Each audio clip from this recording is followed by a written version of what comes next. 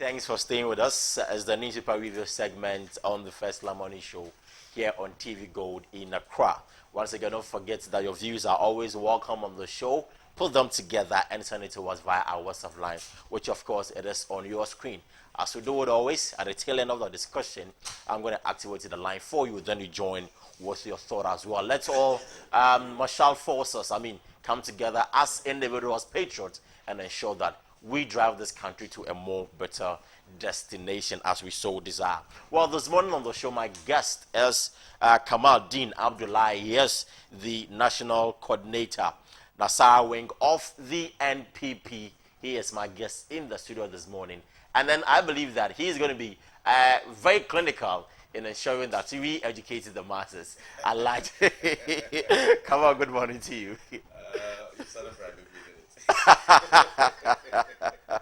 Anyway, the bane of every information mouthpiece, which is a media house, ought to be educating the masses, ought to be well informing the masses and all that. So basically, I'm going to join you to see how best we can educate and, in fact, inform as well.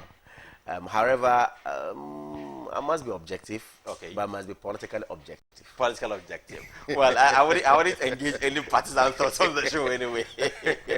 Well, this morning I'm going to start with the Ghanaian lens. It carried on the front page that NPP bigwigs doubt Akufo-Addo's capabilities.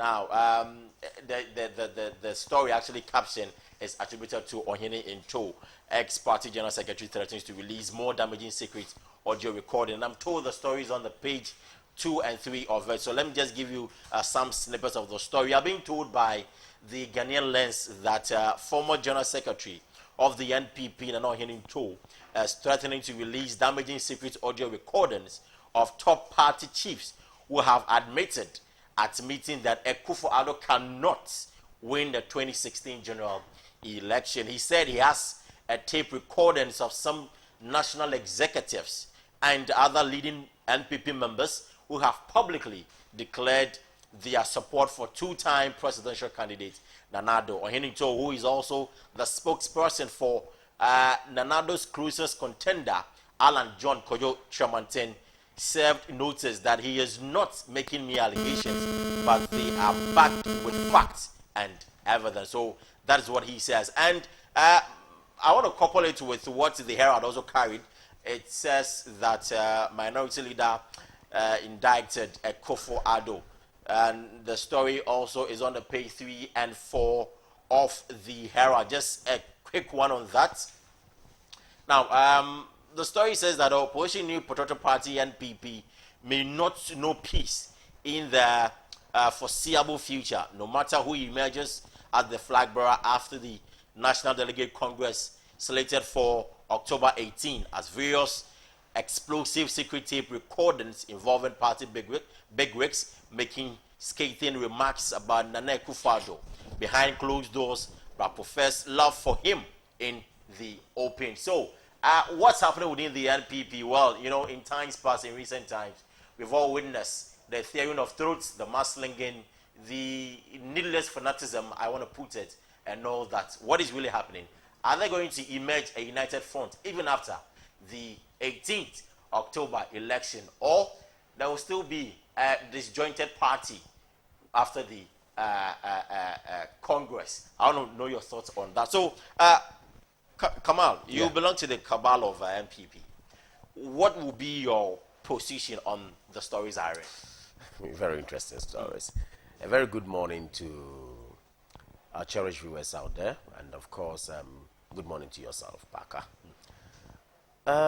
It's interesting how we carry journalism in this country. It's very interesting, trust me. I actually sometimes sit down, and with all respect to the operators of the media houses and the print, especially the print media houses, sometimes I ask myself, do we actually want to inform, educate, as we have always said? Because some of these stories, yes, in as much as we ought to speak to them, I find them quite not so necessary to me. Like I said, with all respect to them. You find them not so necessary? Not so necessary. You see, we have very salient issues bothering this nation. We have very important developmental issues that we as journalists, because I have been in the media before, that's what I'm saying that. Yeah. We as journalists ought to carry to the fore and get people sensitized. We are being engulfed by cholera. We are being attacked by, filth here and there. What are we doing to educate the masses, to let the masses understand that this is what we have to do? Now, when we start descending on personalities, and if I look at the story on the front page of the Lens, Yeah. it says MPP big wigs. Yeah. And only for you to attribute the story to a single individual. No, a single individual. Wait a came out minute. to It see goes the big further. wigs. Very well. Sure. Fine. It goes further to say that the single individual claims Good. that he has some tape somewhere, and for that matter, this. Well, let me go to the merits of the matter anyway. Anyway, for me, I thought that it wouldn't have carried much credence for me to talk to, but I would have to go into it if we have to. First of all, the story is attributed to Ohininto. Sure. I had the opportunity of listening to Ohininto in one of the radio stations, on one of the radio stations here, and he did also go same, trying to paint what the story I want to say here. That yes, indeed, he thinks that some people come out there to claim they are for Nanado, when in fact, when they go into closed doors, they say otherwise. It's very interesting. Let us not forget that Ohininto is a campaign manager of one of the candidates in this race, who is Mr. John Alan Chamante. Let us not also forget that Ohininto has been a general secretary of this party before. And you know what? When you look at Article 3 of the party's constitution, your loyalty as a member to the party, as a member of the party, okay, must not be questionable. Your loyalty as a member of the party, Article 3 of the party constitution tells you that. Now today, I am sad to hear a former general secretary who in fact is a member of NEC, who in fact is a member of National Council of the party. Of course, he can express his views, he can say whatever. In as much as we are in a campaigning mood and he's a campaign manager, I do not expect him to speak, maybe say, good of other candidates. But then let us not forget that we are doing an internal and intra-party contest here. Sure. Now, if you come to say something out there that would go a long way to at least bring down the name of your party going forward, okay? It's sad. You it's think rather unhealthy. his comments My are point here is that, detrimental on wait a the minute, party? wait a minute. If he says that, clearly, he knows that Nana Addo Akufo-Addo cannot win the 2016 election. Of course, but that is the ultimate. I agree. Listen to this. That's what he says. If he says so, then someone says, I know Alan Kojo Chiramanten cannot win the 2016 general election. Okay? Another person says, I know Adai Nimo cannot win the 2016 election. The ultimate we all have here is getting power in 2016.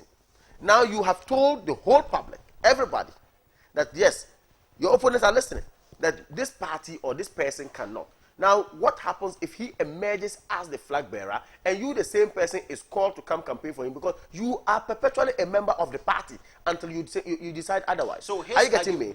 So I get your let me point. just land on this Okay, point. Now, if you do this, how can you, going forward, how can you come out to say, I want to campaign to present this candidate that we have all chosen internally to bring? I would have thought that, yes, market your candidate. Tell us why you think that, appeal to delegates, why you think that this person stands tall, okay, and that person good. But when you go to say that this person cannot win this power, that person says this person cannot win this power, then at the end of the day, you are lumping in the whole party structure. And that at the end of the day, it will be difficult for you to even market the person after the internal delegates decide on the person. So I find it very much unfortunate, and I think that it's very, very sad. Again, to have said that you have recorded your tapes, tape recordings of big wigs of the party, saying that so and so person cannot win a whole thing. I think that you are not being loyal to your party completely. You are not. No, but then these are matters that you ought to discuss internally. Come on, you want to hold on. I think perhaps Yes. in the view of Ohininto, he wants the benefit of the party because perhaps if you all concede and believe that come 18 October, Nanado is definitely going to emerge as the champ of the Congress, and deep in your heart, you also acknowledge the fact that in the general election, he is not going to win. Then why throw your weight behind That is not true. I will say emphatically that me, like I said, per the article 3 of my party, Yeah. I am loyal to this party, and I will stand by the decision of the party at any given time. Now, if this party decides that Mr. John Alan Kojo Chiramanten should be the flag bearer, I stand by that. I would not sit anywhere to say he would not be able to win 2016 election. If they say that Nana Akufo-Addo is the flag bearer, I wouldn't say same.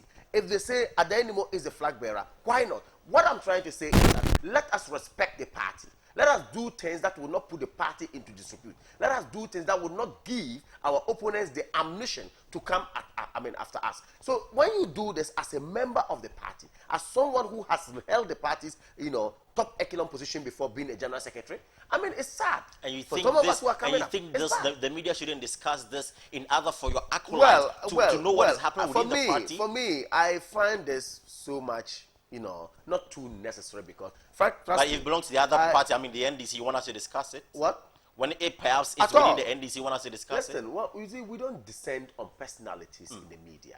I think that, yes, we media ought to look, we should focus. I've always said this. We should focus on issues of development.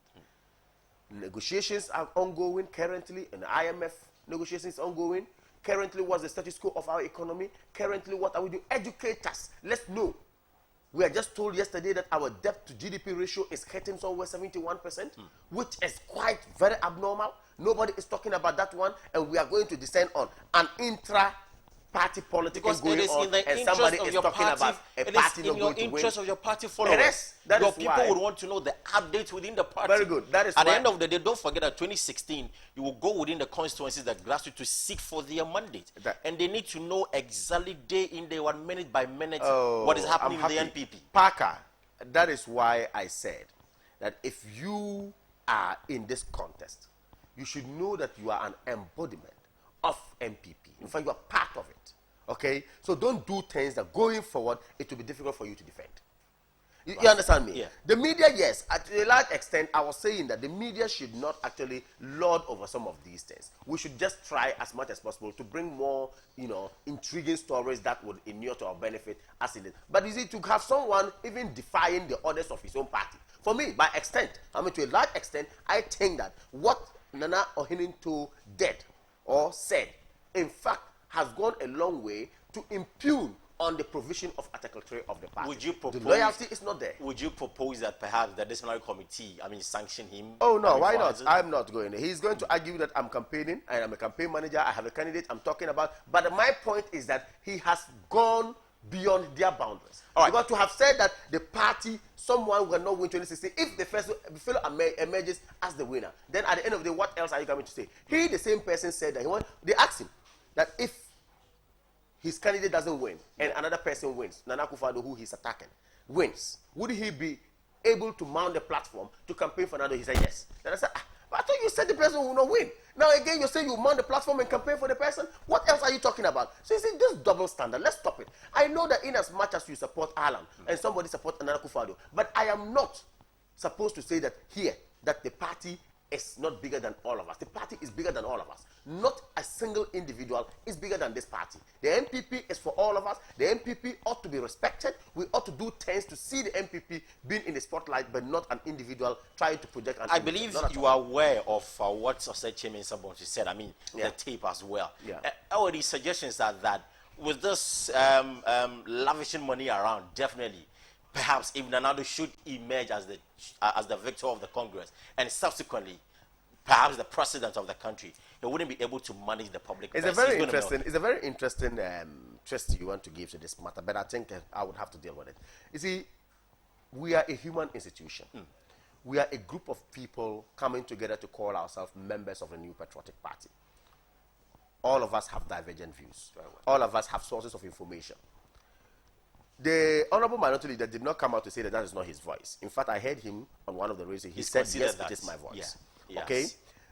As to whether or not issues that he raised, he was whether better informed or ill-informed is another matter. I think get him. The point is that the money is being lavished around. No. You see, that's why I'm coming to that point. You see, the picture, or painting the picture, that some ostentatious, expenditures were made during our campaign. In fact, I have also, again, heard someone who was part of the campaign who, of course, also funded the campaign and who, of course, played a very integral role in securing those pickups that we are talking about, come out to say that no, this is the amount we paid for the pickups, that is the amount we did this, there are documents to that effect, this is the amount we paid for the vuvuzelas and all that. So corrections were made to that effect regarding the pronouncements of, or the purported pronouncement of minority leader. Are you getting my point here? Now, if the correction has been done, and we are not rather upholding the correction as the one who in fact did the job, being Kennedy Ejapong, okay, come out to say, no, this is what it costed us, and this is what we did. We are not using that one. We are still dwelling on the one that we think that minority leader said. And minority leader indeed might have been informed by a source, which source might have ill-informed him. Are you getting my point? Like I said, we are a human institution. You have your source, I have my source. So fine. The man who, of course, played the role come to tell you, no, we spent X, Y, Z. We didn't spend this. Then why are we not using that one and we are rather using the one that we feel or we deem to have been ill-informed? Are you getting my point? I get you. So let's be very clear to ourselves. Let us not be mischievous here. Let's use. So would you be able to educate my viewers on the purported amount, perhaps the accurate ones? I mean, the vuvuzelas talk of first the of all, I did not. First of all, I did not play such a role in the campaign. Very well. Importantly, I am a member of the party. Importantly, I did talk for the party in 2012 and of course 2008 and all that. Now, as to who played the role in securing these things, Kennedy Ejapong played an integral role. He's come out since to state a position to us. He told us how much vuvuzelas cost. He told us how many we bought. He told us again how much pickups were secured or procured, as it were, and how much they spent and all that. I am saying that simply, the media should be hyping this. Right. The man who did it. So I should not be speaking for him. Come on, big question. Yeah. Is your party going to emerge as a united front after the 18th Congress? There's no, we don't have a divided party. You'll be in a state of austerity when you say your party is not. I'll give you my analogy and I'll tell you why I think that the party is not divided. Let me know that. You see, it is a perception. First of all, we went to the first leg, into the first leg of the election to prune down the number from 7 to 5 that we did have. Sure. Now, in that first leg of the election, we had a particular candidate securing close to 80-something% of the votes. Now we had other people sharing the rest of the 20% of the votes. Now, do you still say that we have a divided party? If 80%, an overwhelming endorsement, is what saw someone coming up in the first leg, and again, we have come out ever since to organize ourselves again to go into the second leg, which we shall be holding, inshallah, by 18th of this month. But don't forget, today, the argument is that now, almost 700 or 800 delegates can't determine the life performance of about 1,000. That is the argument, but that's a sample representation of many. Yeah. That, the 700 that we're talking about is a sample representation of many. So if, for example, I am a national coordinator for Nasara wing of MPP, and I happen to have a vote representing the Nasara wing, the Nasara wing has 275 constituencies, has zonal coordinators, has polling station officers, has a whole lot of appointments that we do have down there. Over 26,000 polling stations, we have Nasara wing there. Then they say, look, we have entrusted in you our power. Go and represent us. It then goes to mean that my vote represents many. So a sample representation of many is the view here.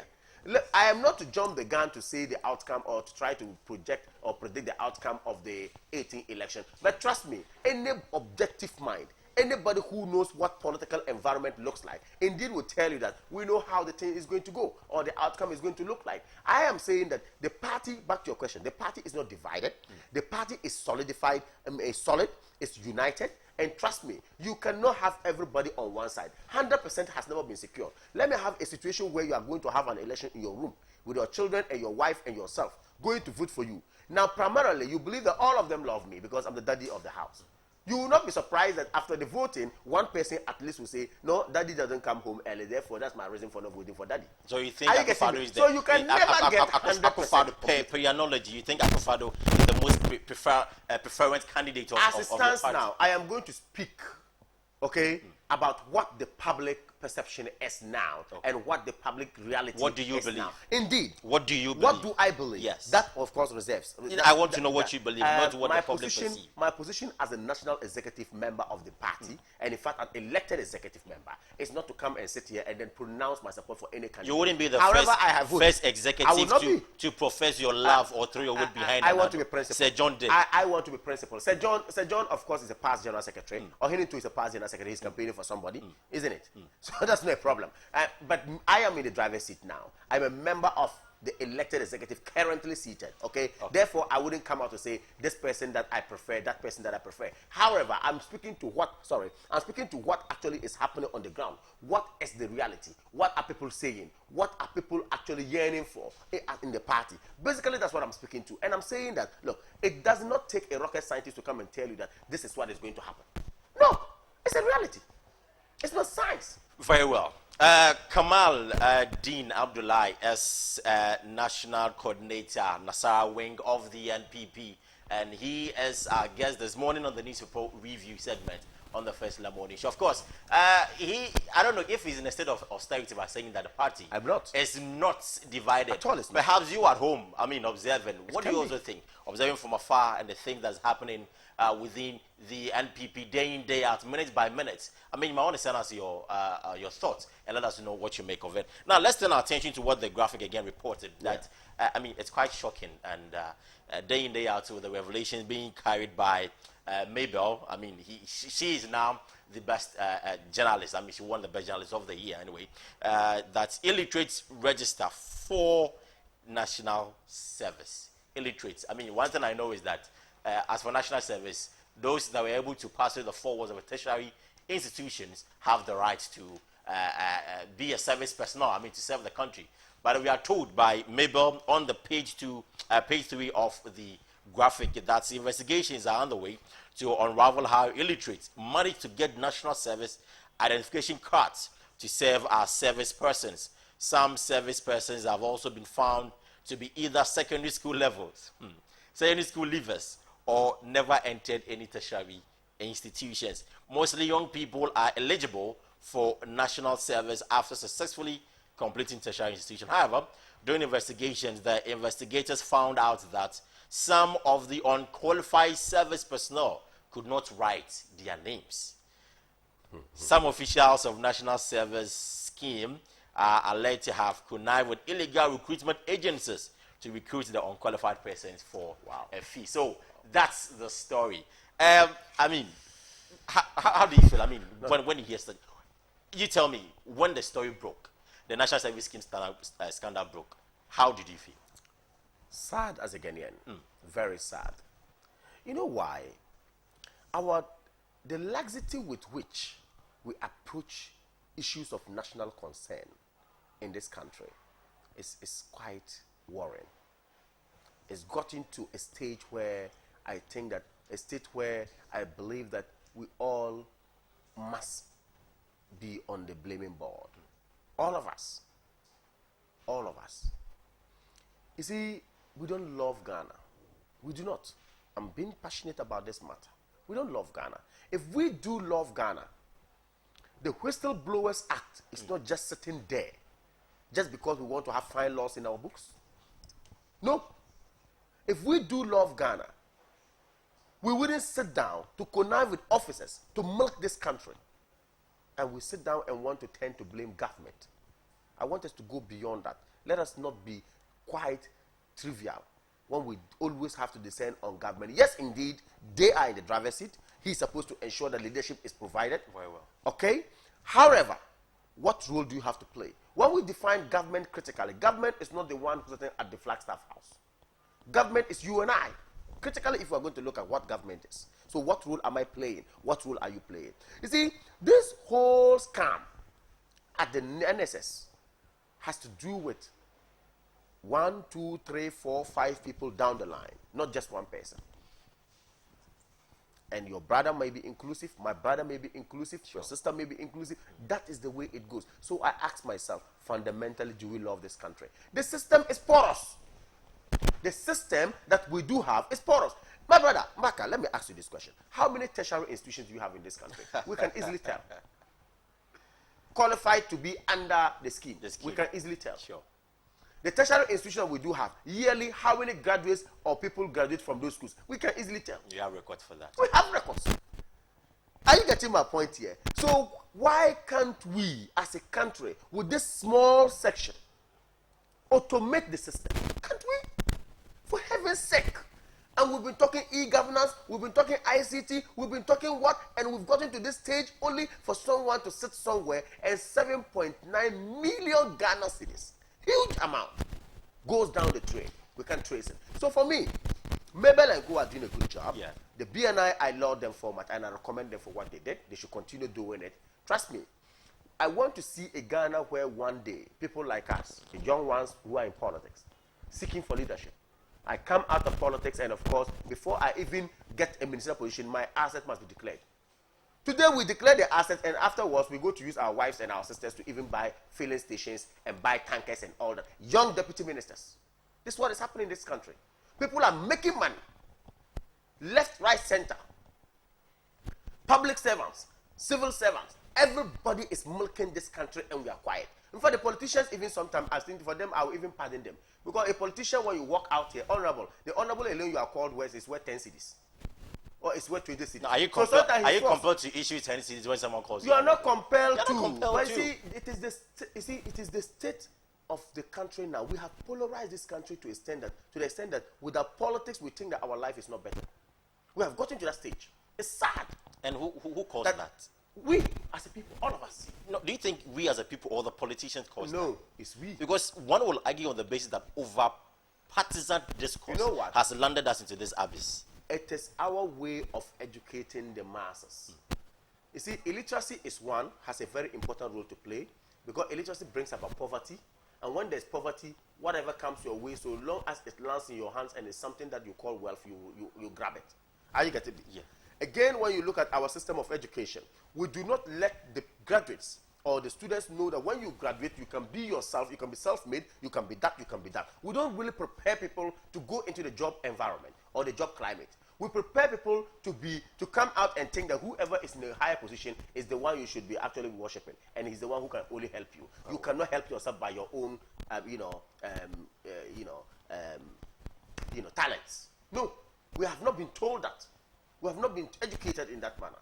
Everybody wants to go into humanities. Go and read marketing. Go and read political science. Go and read, Roman history. Go and read, and you come out there and you cannot even contribute to the job market. All of us have, look, I have a degree in marketing, you have a degree in marketing, we are so many. Radio Gold or maybe TV Gold is looking for, a general manager with maybe some economics background or other things, then we all come with marketing, we are sitting there. So at the end of the day, what it means is that we'll all be jobless. Then when the politician is out there and wanting someone to come talk to him or wanting someone to do one or two things, he uses you, and at the end of the day, you don't even have your value. So I'm saying that our way of educating, our system of education is bad. That's why I'm even against the closure of polytechnics, trying to turn them into universities. It's sad. 21st century, so it's just the whole system that is wrong. We'll come to that, but the minority, they've always mounted on the rooftop lambasting the government for his ineptitude to tackle corruption and all that. Yeah. We are told that November 4, AFAG is embarking on a demonstration, and even they believe that corruption is ordained by Mahama. Mahama is ordained by corruption. Yes. What are you saying? Would you say their move is actually, unfounded and baseless? They of course, they are not baseless. They are not unfounded. I just said in my statement that yes, we are all culpable when it comes to. So why don't you ensure that we mitigate the act of corruption? That's exactly what they are doing. By blaming the government. That's exactly what they are doing. What AFAG is seeking to do is in fact enshrined in the constitution of this country. When you look at Article 21D thereabout, it clearly tells you that you have the right to demonstrate when issues are not going on well. To push whoever is in this driver's seat, of course, to act. President Mahama is our president. President Mahama ought to be told that this is wrong. He cannot be everywhere. He can be all over the place all the time. Okay? So we can embark on demonstration to say that no, this thing has gotten to a penultimate where we need your attention. So what AFAG is doing for me is not baseless. It's right. It's okay. Who is the president? He is. Who is the chief executive of this country? He is. Who, of course, appoints the cabinet? He does. In consultation with the Council of State. Who does other appointments? Over 5,000 appointments or more under him. Now, if we have all these things under his watch and things are not going right, the only person who can cry to is our father. If I have my school fees not paid in the house. You think demonstrations are cry out? No, they are. I'm saying that demonstration, look, it's a very, very important exercise in every good That is not a cry out. It is. is out of frustration, not a cry out. Oh, don't say that. There's a thin line between cry out and frustration. Well, it depends on your definition that you want to give it to. Yes, if I can say that we are frustrated, all of us are frustrated. I sit here and I'm talking passionately about NSS and what is going on there, the rot that is going on there. I'm passionate about it. If I can hit the street and let the government know that something ought to be done, let's automate the system. Let's get someone collecting the data and know the number of people coming yearly. This thing ought to be done. Then the president, of course, appoints the board. The board must see to it that the board of NSS must see to it that the right thing is done. So I'm saying that I can come out to cry out. I can come out to show my frustration that my nation is being milked, my nation is bleeding, therefore, president, do something about it.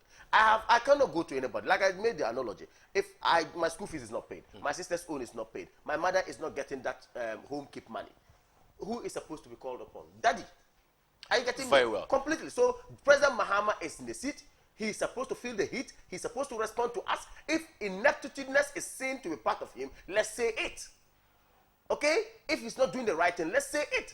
He campaigned to tell us that he was going to nip corruption in the bud. He mentioned in his manifesto. And he still says he's committed to fight he said corruption. that the NPP was not good and that they have been corrupt. They have done X, Y, Z. You come today and under your watch, all this rot is going on. Why can't we also tell you?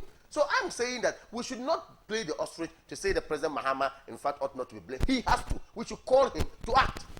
And we should tell Ghanaian people that he's the watchman here and he's watching badly. This is important. AFRAG is just right. All right. Already, we are being told that BNI, they've been able to pick up some board of the NSS and then investigations are ongoing. With these unqualified persons, I mean, now we need a national service. What do we do to them? How do we handle these people as well?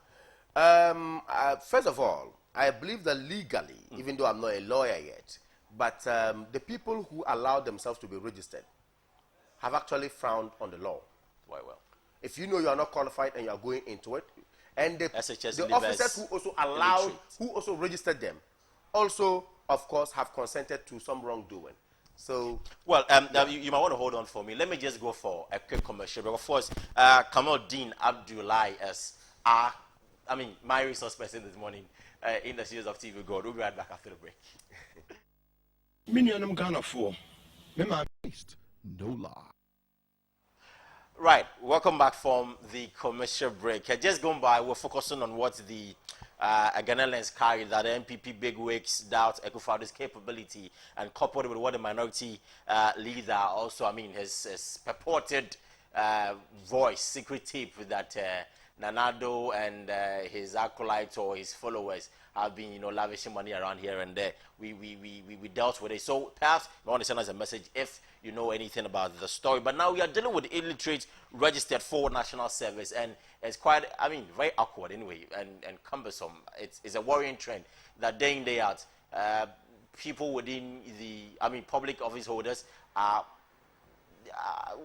in a way trying to create avenues and amass what I'm even lacking words for that anyway, and amass word for it. And then Kamal-deen Abdulai, national coordinator, Nasara wing of the NPP, he's helping us with the design. So before the commercial will come out, we were talking about the unqualified persons. How do we deal with them? Like I was saying, I think that wrong is wrong, and we have to look at it from that angle. Very well. Those who allow themselves, unless otherwise they do not know, they fall prey to some of this unscrupulous behavior of some officers. Fine, but if they do know and consented, of course they are supposed to be held culpable. Now, this story must go further to unearth, some of these guys or these people who are involved in these registrations when they are not qualified, and also the officers who use them. Then let's punish them within the rigors of the law. Let the law come after them, and let's ensure that they are actually punished to serve as a detriment to many who will be doing it. Again, I would make this suggestion quickly. NSS board have a lot of job to do. If I were the president, I would dissolve the board immediately. Immediately.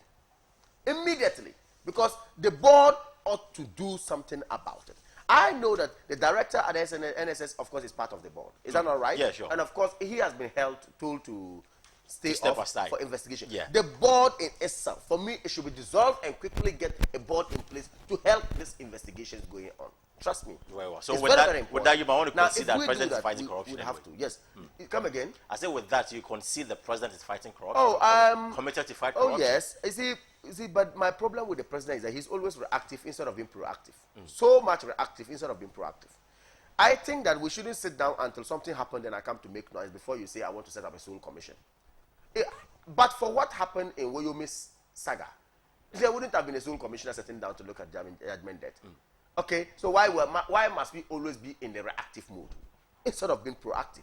If you are appointed a leader, you are appointed because your message that you sold to them actually got down with them, and then they brought you on. Then when they bring you on, you ought to be visionary. You ought to be someone who, of course, will do what is right to inure to the benefit of the people. But you don't sit down and the people again will come and tell you, Mr. President, watch out here, and then you act. Mr. President, do this. So President John Mahama, with all respect to him, actually been a reactive president instead of being a proactive person. So for me, actually, I would always chastise him. Right, I hear. We'll dwell on that. Now, still with the daily graphic, the page 59 of it says that 180 million euros to support water sanitation projects in urban areas, schools. Now, the story reads that a total budget of 180 million euros under the Ghana-Netherlands Wash Program has been committed to improving and increasing access to drinking water and sanitation services in urban areas of Ghana and schools in these areas. Now,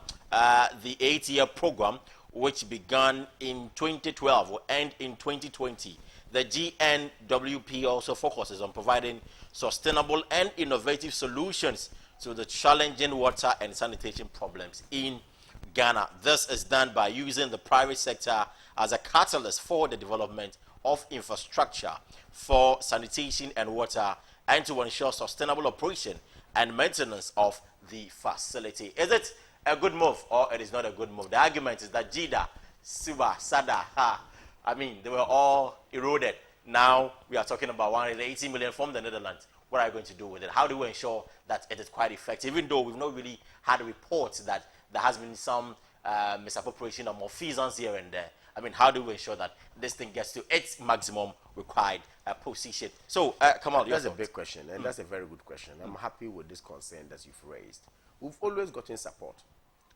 In my earlier submission, I alluded to the fact that as we sit now, debt to GDP ratio hits almost 70%, 71%. That tells you that any move we make as a country to seek for assistance, either in the terms of borrowing or in terms of grants, we get it. But ask yourself, do we use it? Do we use the money? We sat here. We go out there to say we want money from this to come and do X, Y, Z. The money comes and we channel the money to do something different. We go there and this money comes. So I'm only praying and hoping that this amount of 180 million euro, should it does come, should be used for the right thing. We are sitting here and complaining of cholera because we don't have better sanitation projects in place. We're sitting here and complaining of sicknesses everywhere because we do not have better sanitation environment. We don't really take care of our environment. So if this money is coming, let it not just come and somebody sits somewhere and of course want to go and build his houses and buy his oil tankers and build his petrol stations and all that. I mean, we shouldn't do this. We see, we have tended to be very much individualistic as a country rather than being collective, body seeking for the development of many. I mean, we are not doing that. So, well, it's a laudable project. It's a very good one. And it's not the first time we're getting it. Let us not let it sound like this is the first time we're getting something like this. Some packages like this and grants like that have always been coming. But as to whether we put them in good use or we don't put them in good use is another matter. But in years gone by, I mean, the grants and I mean, has they been in good use, perhaps? Oh, no, because look at the status quo of this country. You see, I want us to say that all governments, from independence, 57 years down the line now we do have. For me, we have failed as a people. All of us. I'm very sure of what I'm talking about. Because where Ghana is not where I love Ghana to be. No. We are not in a bad mood. I mean, in a good mood. Not at all. We are in a very bad mood. We are not moving. I go out there and then all we can do is to see people, pouring in what I call garbage, rubbish from Europe and calling them home use on the streets. Plates that we eat, people have ate in it and thrown away. We take it and bring it here and you go down the street and this is what we are selling as a people. And yet we have port and harbors, we have customs sitting there and nothing can be done about it. Tea rolls. It's too early in the morning anyway, but we'd have to. Toilet rolls. People have used and left some in their washrooms. We'll go pick them out and say home use, we bring in tea rolls. And this is where Ghana is after 57 years. Still, we are crying to go out there to look for money to come and do sanitation. Basic things that we need to do ourselves. cleaning your own self, making sure your environment is clean. You don't need 180 million to come and help you do sanitation projects. You sit down and build a house, and you put up a kitchen and can cook, and you don't think of putting up a place of convenience. These are people after 21st century, and we call ourselves, we have leaders. I mean, I think I'm sad. Honestly, some of these issues, let's look at them very well. I don't see why I should be lording over sanitation projects coming up, because we are going to get 180 million. So what? But nation building come and build toilets, is a collective effort. It doesn't just rest on the shoulders of the government or the president. It is a collective effort. You and I were both together talking about erecting edifice, and then not even having a plan to get in a washroom for your tenant. Nation building, like I said, nation building, that was the point I made. Yeah. It's discipline. We are not disciplined as a country? We're not. How do you ensure the indiscipline are there? Well, if we have leaders who will crack the whip, leaders who are ready to crack the whip, okay? I'm looking forward to a day where we shall have a president getting our local authorities, being the district assemblies, prosecuting people left, right, center. AMA, arrest people who, of course, are not friendly to the environment, because the bylaws allow you to do that. Take them to the AMA courts. Let them be fined. Let them be jailed. Let them be prosecuted strongly and jailed. And let's see if I will change or will not change. It's not because Ghana is not getting better because we do not have these things in place. We do have laws in place. The problem, we don't crack the whip. We don't let people do the right thing. Okay? When we talk, somebody will say, I am a lawyer, I'm coming to defend this. Yes, human rights must be there. However, you, the human being yourself, do you respect your own fundamental rights? So if you have a leader in place, I think that the leader must let us know that this is the law and that is the law. There's no favoritism. There's no nepotism. Whatsoever in whatever I do. What I do, I want us to do is the right thing. Let the law work. Then it comes back to the over political partisan discourse, because, you know, in this country, you and I can observe, and we are witness to that. If one commits a crime and he holds a party card, definitely it becomes a political issue. And then we are not, I mean, we don't prosecute the president. It's the polarization I talked about. Yes. It's the polarization. How do we deal with that? Like I said, NPP, NDC, PPP, NCC, PP. How do we deal with that? I said I kept on saying it. We don't love Ghana. The patriotism is lacking. How do we deal with that? It is better, strong leadership, decisive leadership that can solve this problem. Don't come into government and tell me, for NDC people, open the doors for them to come to your ministries. Don't come into government and tell me, MPP people, so open the doors for MPP people to come into leadership. Now, if we start doing this, then the person who thinks that you are opening doors for NDC will automatically say, let me go and bear an NDC card so I can go to meet the person, even if he's not. So we as a people, our leaders have succeeded in polarizing this country to a very large extent. You see, and I'm saying that as students of politics, as young ones coming up, all of us, let's start thinking positive. Let's start thinking Ghana. Let's start thinking bringing people together. In as much as I believe in the ideologies of MPP, it mustn't carry away my love for the country. No, that must not do that. Because there was a country or there's a state before we think of a law establishing a political party. Yeah. Is that right? Sure. Now, having had my political party, the state comes first. The sovereignty of the state must be guaranteed. And then, of course, the law for it must be guaranteed. Now, so I'm sad when I hear a government in power, of course, late Professor Mills, may he rest in peace, coming out to tell me that, ministers, make sure you open doors for NDC people. I mean, that was serious. You can't do this. Let me just activate the line for your benefit. You, the viewer at home, perhaps in your office, wherever you may be. 0277-720-0089. Are you thinking of MPP over NDC or NDC over NPP and not Ghana? Let's try as much as possible to think Ghana. Ghana first. There's this song that's really, I mean, I enjoy so much. So, so let's try as much as possible to be patriotic in the country. Hello, good morning. Hello, good morning, my boss. Yeah, your name, please, and where are you calling from, sir? My name is Abdul Basit Zongo Pani. I'm calling from Kumasi. All right, Abdul, unfortunately, this morning I was trying to reach you because I have lights off, so I couldn't watch what is happening on TV Gold today. Oh, okay. But I know that I'm still on point. Okay. Let me go straight to the first point of NPP internal wrangling. Did you watch? What is The this? issue of MPP flag bearers, happening. we should get a correct candidate who can win power for us in 2016. Nobody hates anybody in MPP. But, hello? Yeah, you're there. You're there. Nobody hates anybody in MPP. But we, the grassroots, thought that it's only John Alakoto Trematian who can rescue us from this opposition. This Wahala government of Mahama is only John Alakoto Trematian who can take us from this opposition to power in 2016. Right. Why am I saying this? The reason why I'm saying this is that Alakoto Trematian said that he's going to work with we, the grassroots people. And the grassroots people are those looking for votes for MPP. So if I, as a police station executive, Alan Trematian knows me, and he said that if he is elected as staff bearer of NPP, he will get us some small money to be paid every month. So you see, he has empowered us for us to go and canvass vote for MPP.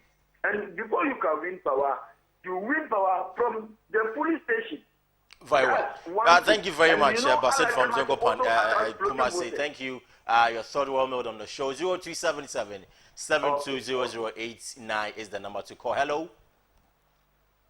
Hello? 0377 720089 is the number to call. We've been focusing on the internal wrangling, the NPP, the early trades registering for national service, and also the support as well. Hello, good morning. Yeah, good morning. Your name and where you're calling from? Yeah, this is Summit calling from Accra, Town. Very well, you're on there. Yeah, thank you for the good work TV Gold is doing to Mother Ghana. Thank you. I like your program very much. And, let me go by the MPP internal listing. I think this thing always happening in every party. You understand? So the only thing, as a NDC member talking to you now is that they should go there and settle the issue so that, we all will come together and move on with the agenda. But the distance is that when we are talking about corruption, like how my brother sitting down saying, that is Kamal. When we didn't come together and think about the nation, when we think about ourselves or our party, that this nation will not move forward. I'm so happy that he's telling that we as Ghanaians and we are the government. How can we build the institution? How can we build the nation? Let us put everything, the partisan and the party issue aside. Let us think Ghana first. When we think Ghana first, especially what this corruption is going on, I always recommend the Mama administration is coming out to fight against corruption, even though this corruption is under its watch and is now coming out to fight whether you are in government and is fighting this corruption. I think whenever everything will go on. All right, thank you very much for your candid opinion on the show. It's the Newspaper Review segment on the Firstline Morning Show here on TV Gold in Accra. You can also join us with your thoughts. As I mentioned, don't be a passive viewer. Add your voice to the discourse so we can shift Ghana to a better position. 0277 720089. Hello, good morning. Good morning. Good morning, Parker. How are you? By His grace, I'm blessed. And you? I'm fine. This is Bas, NDC Propaganda, the new electoral area, Bolgatanga. And good morning to my brother Kamal Bulika. I will use this opportunity to introduce my communication director of NDC Upper East, Amos Awindo, who is going to contest for the Deputy National Propaganda for the NDC. So the voters across the country vote for Amos Awindo, the Upper East Regional Communication Director. Then my brother Kamal, who says that who is tickling himself and laughing, that there's no division in MPP. Some time ago, we read in the dailies that he was pulled, his national chairman pulled a gun on him. If there's no division, why should my national chairman pull gun on me? If only we are united. Because he likes me so much, he has to pull a gun on me in a meeting. If you will not call this as a division, But the profligate spending, I believe the 10 months of who came really agreed that he spoke. And the way they are stealing to justify it, I believe they're in opposition. Look at the way they are spending $90,000 a day in a that has been contested anyway. Well, thank you very much. Thank you very much for your thoughts. I thank you, You know for what? passing through. Interestingly, I know Baba very well. Oh, okay. I was born in Bolgatanga. Right. I live in Bolga. I hailed him. Basically, so I know him very well. He's always on the penchant of doing propaganda. So. All right, so you can also join 0277-7200-89. Hello, good morning. Hi, morning. Your name, please. Where are you calling from, sir? I'm Ken. I'm calling from Accra. All right, Ken, talk to us. Yeah, I want to take this opportunity to congratulate my brother Kamal. Okay. Mr. Kamal. Yeah. Good morning. This is Ken, your late best friend. Oh, Jeff, how's it? For a long time. Very good. Okay. Yeah, and this NCR is appointed actually. If we see what just to make. Hello, Ken. Hello. Well, I think we had a problem there. You know, I mean, this network, it happens anyway.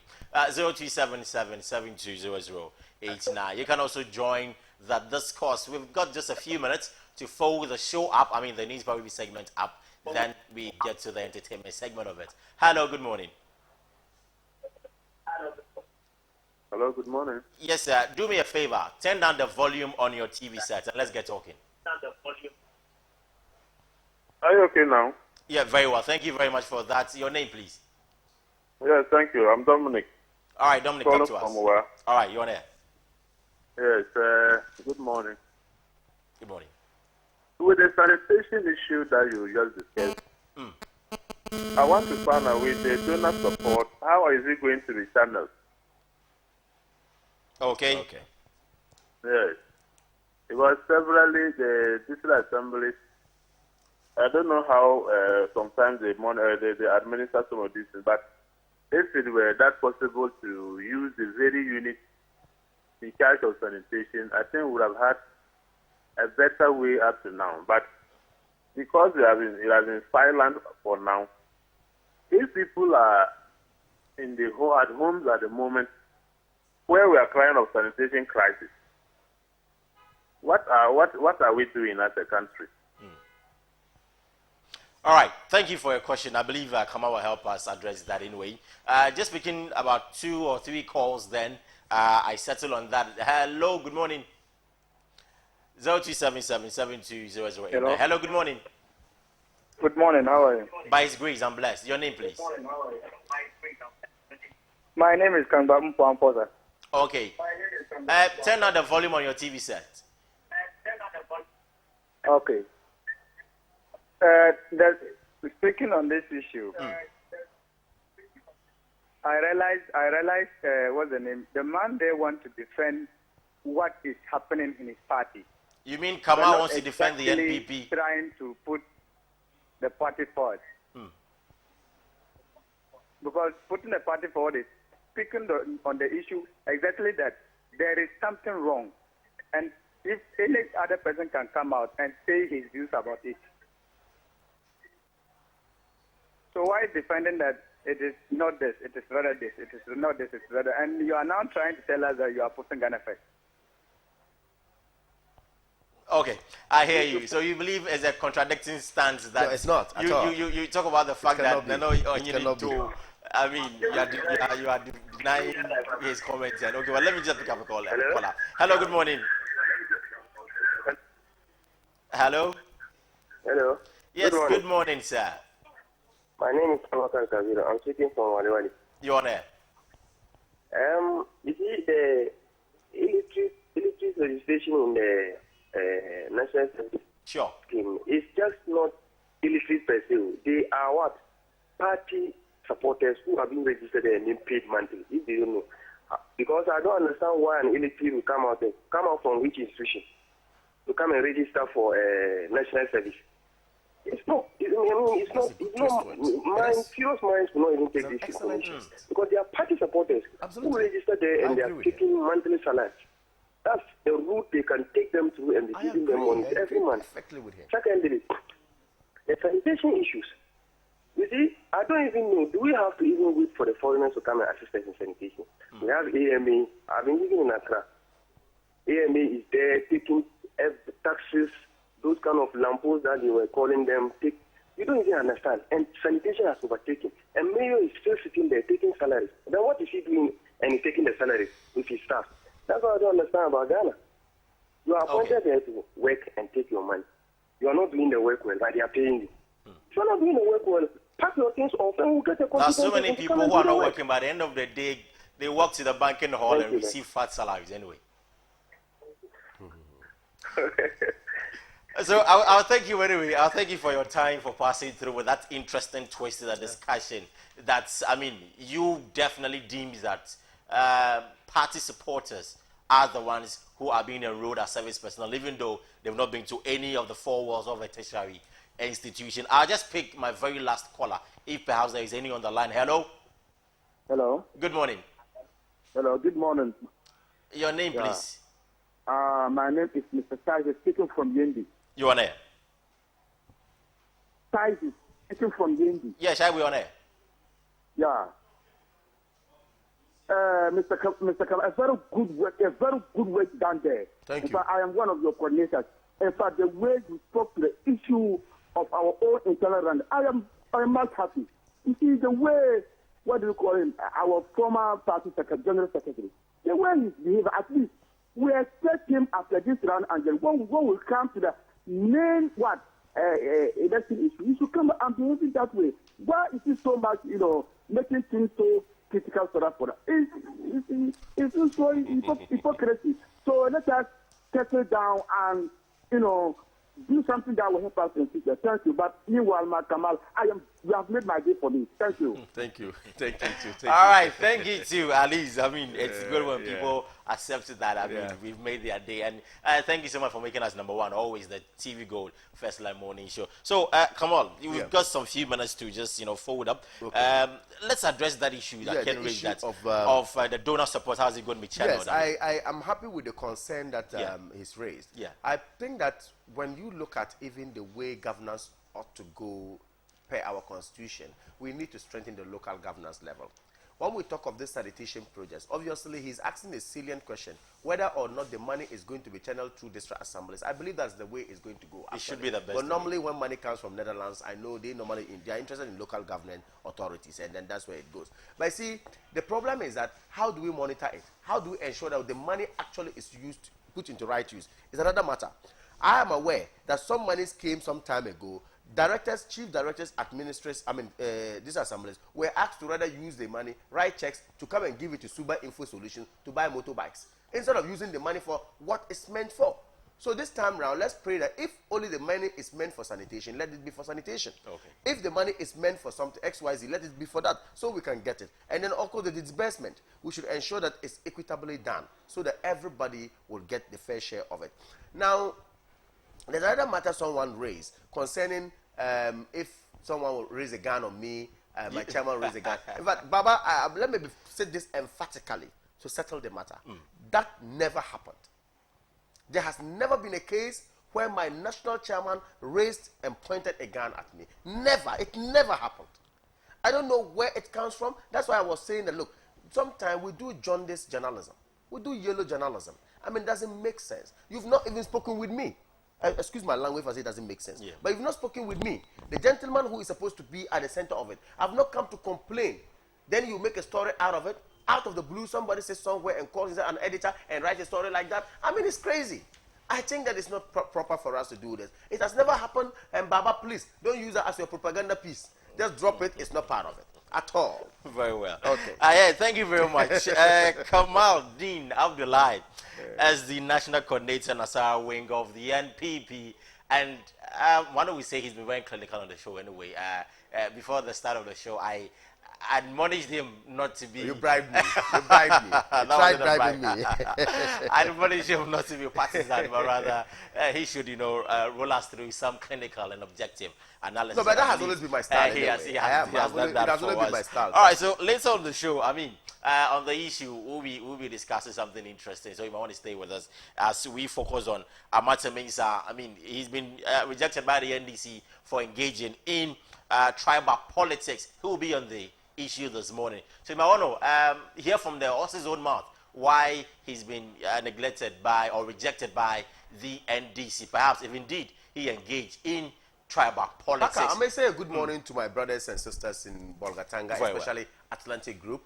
They are watching. In fact, they love your program so well, and they are always on it. I want to say a very good morning to them. I want to wish all MPP people well, and of course, next week thereabout we shall be going 18th. We'll be going for the election. Let's do it once again as usual, free and fair, devoid of any disturbances. And inshallah, MPP shall triumph. All right, I'm still demanding for my Eid al-Adha gift, so it will come. We'll be right back after the break.